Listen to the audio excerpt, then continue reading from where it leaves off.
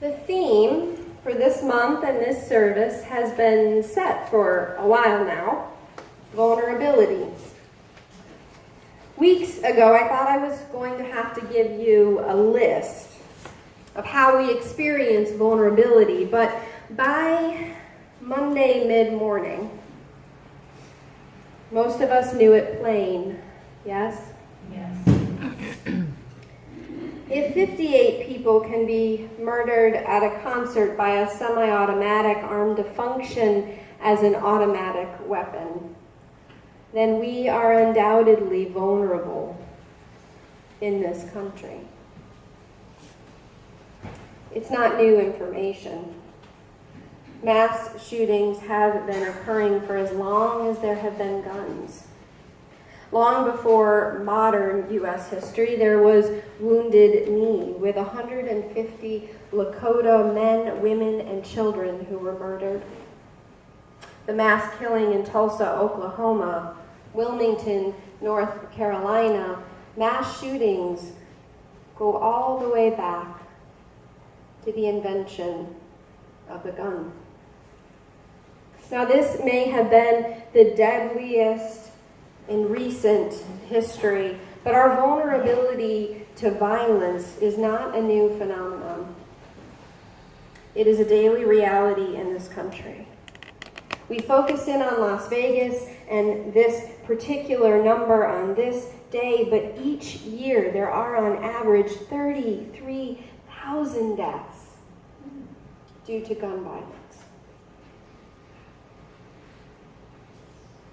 And it is not only gun violence that makes us vulnerable. Each of us is living with some form of vulnerability every day. For some, it's the story of aging and feeling physically vulnerable. Perhaps you live alone and you worry about falling, or simply bending over to pick up something you've dropped threatens injury. For some of us, vulnerability is the experience of being in the world just as we are. I know that as a woman, I feel the dread in my stomach of a poorly lit, desolate parking lot at night. For others, it is the color of your skin, feeling vulnerable when you see the lights behind you as you are pulled over. Others yet experience their vulnerability in sexual orientation or gender identity, a discrimination you know is there, but maybe you couldn't name it outright. Maybe your vulnerability is an addiction, a struggle with a habit or a substance, a daily threat that you live with. For others, vulnerability is our loneliness, the ache and worry of spending our lives alone.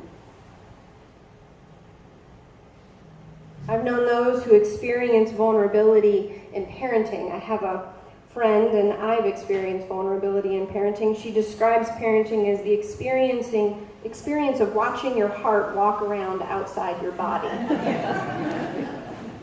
It's pretty accurate.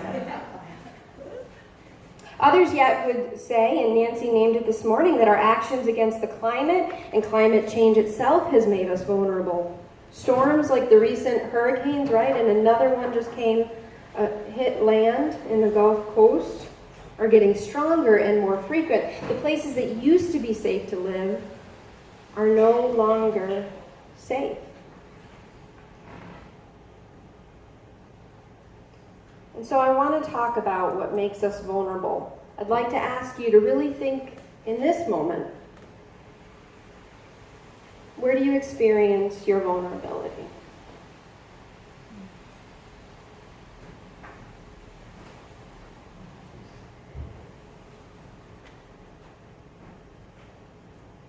Now I want to ask you to do something that might make us all a little uncomfortable, and to take a minute and find someone around here and tell them how you've experienced vulnerability recently. Yeah. That's a big ask.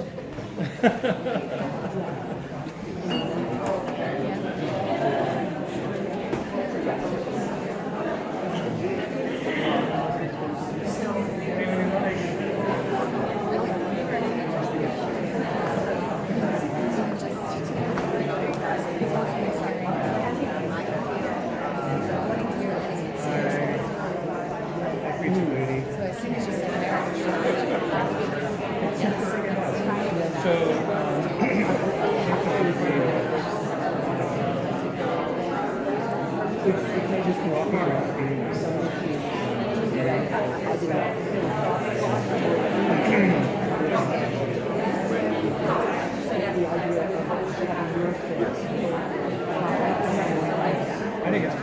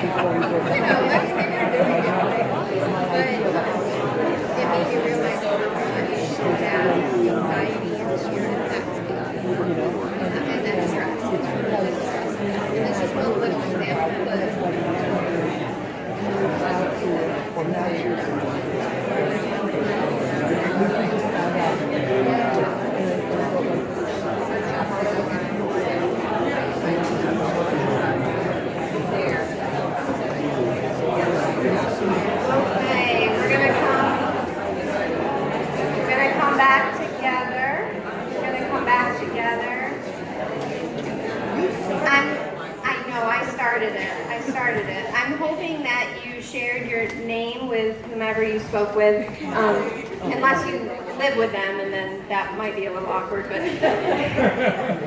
so why did I ask you to do that? Is it just the extrovert somehow offering punishment to the introvert gathering this morning? No. So the reason I did it is because this. So I believe in our dominant culture, we are taught a couple of different maneuvers, if you will, when we experience vulnerability. And none of them include reaching out to another person and sharing our vulnerability with them. Audre Lorde says, and this quote is at the beginning of your order of service if you want to read it for yourself. She writes, "And that visibility which makes us most vulnerable is that which also is the source of our greatest strength." That which makes us most vulnerable is also the source of our greatest strength. Why?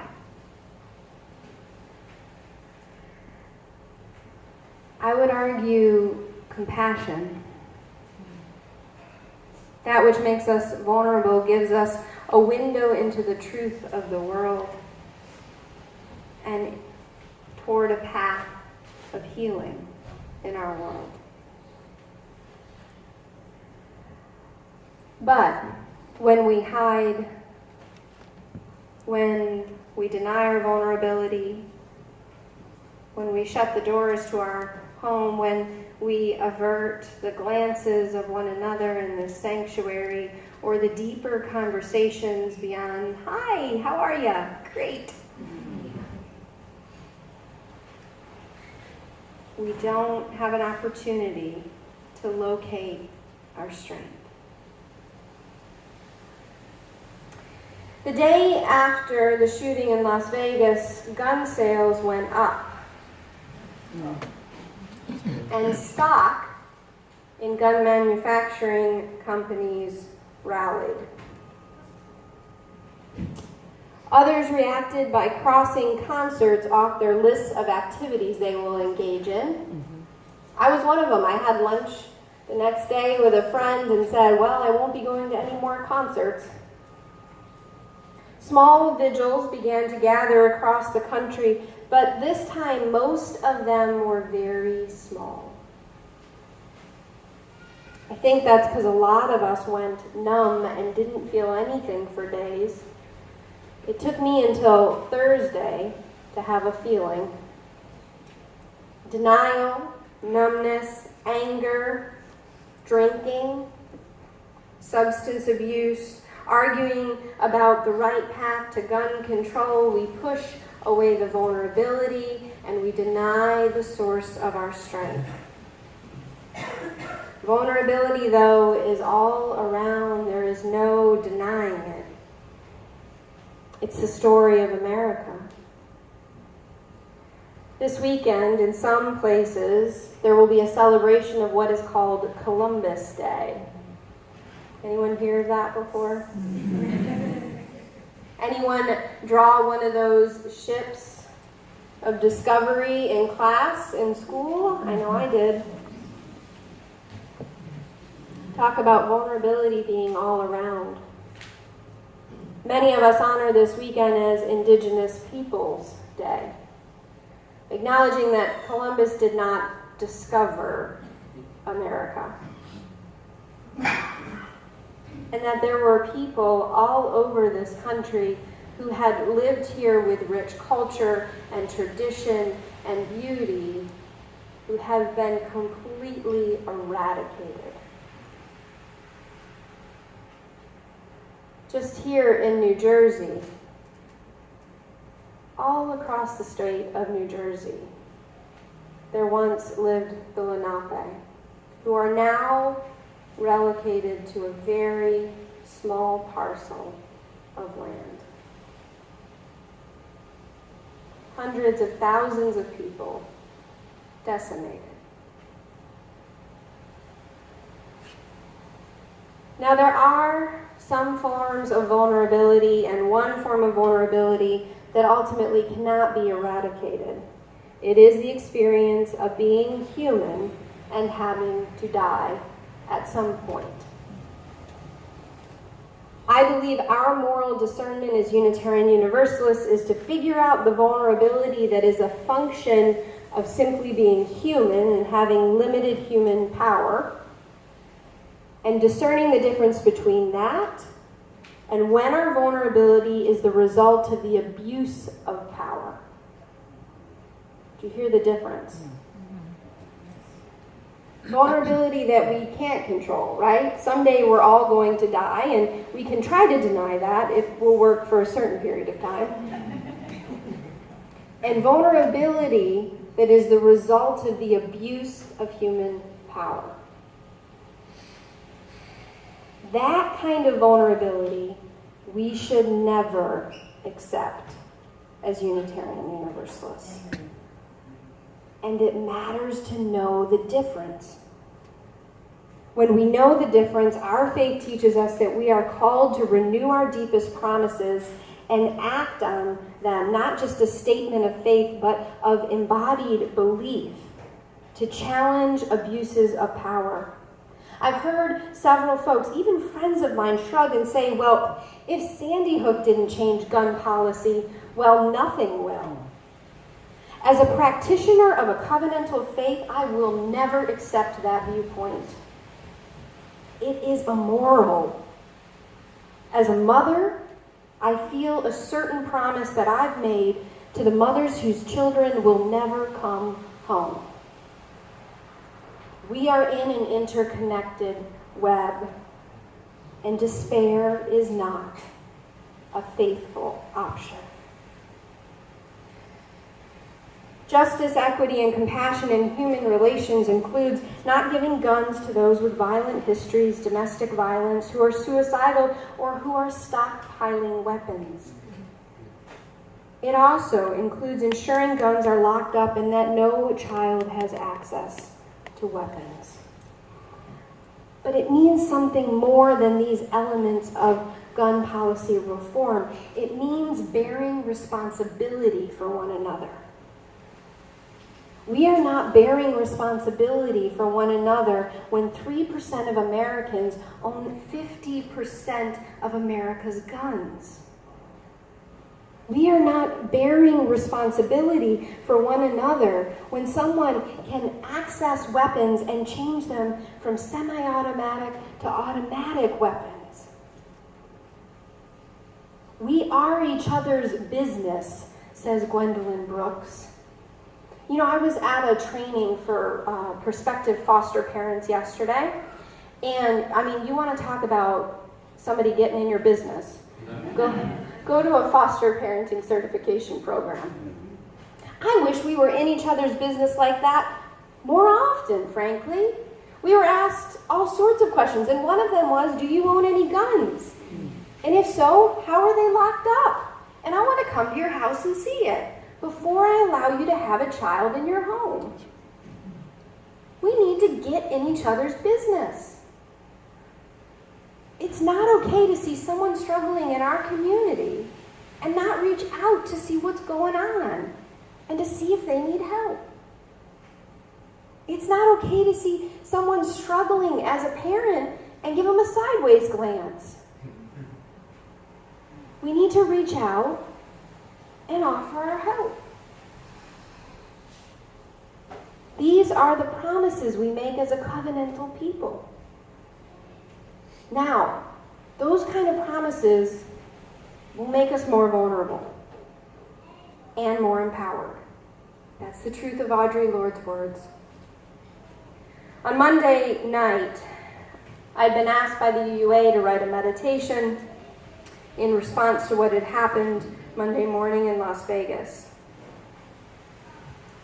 Here's how I received the news of what happened.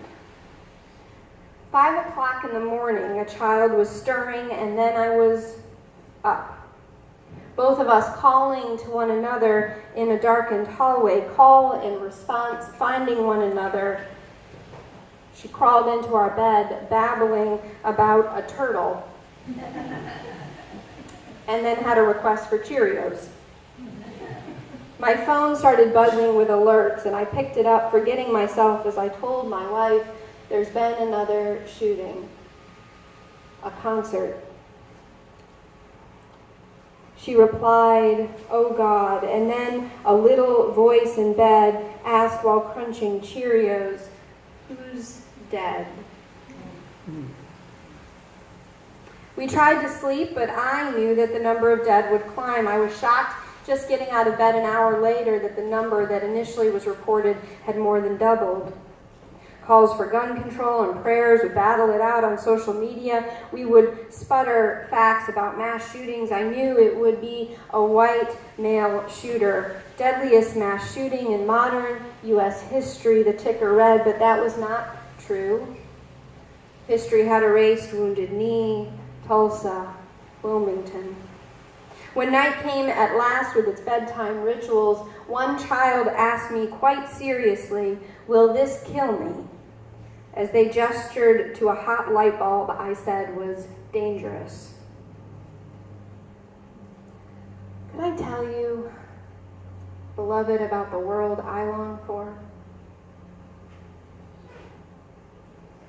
It does not include mass killings at concerts or schools, or black bodies riddled with lead all year long. It does not include lone wolves who seem part of a larger pack. It does not include wondering who's dead. I want instead to live in the early hours where we find one another without knowing how and crawl into warm beds with Cheerios and stories of turtles. I don't want to be right or smarter I just want the slaughter to end. The tender thread that pulled us together before daybreak led me all day long on Monday, fragile as it was. I am very tired, and I could go back to sleep. But then I remembered all the mothers with empty beds. And then shock, and then rage spirals hit me, and then love once more. The tender, fragile thread. I call the names into the dark hallway, whispers into desperation. Who is dead? I call the names of those with power to change this. I call my own. And we, the willing, will follow the threads to one another, past rightness and quips and tweets. We will find one another and persist past sunrise. Covenant means to bear responsibility for one another. Promises that have been made for us at birth, promises born in bone from generations, and the promises we have chosen. This is what it means to be a covenantal people. When we held the vigil on Thursday night, I was getting ready to come forward, and I mentioned to someone that we were going to begin our service by striking the gong, our mindfulness gong. It's not behind me, it's there. 59 times. And one of the folks at the vigil said, "You mean 58? And I said, "No, I mean 59. Well, there were 58 who were murdered. And I said, in our faith tradition, we believe in the inherent worth and dignity of every life. That includes the shooter who took his own life, in addition to the 58 people who were murdered. Lives taken are lives taken. Human life has worth and dignity. We live out our promises even when they are very hard to face. Our promises, beloved, called to us this morning. They called to you before the sun rose, before any news arrived, and you were called back into the world. They called to each of us to bear responsibility for one another, to follow the thread of our humanity, the fragile, vulnerable threads, to weave back together from the torn and the tattered, the world once more.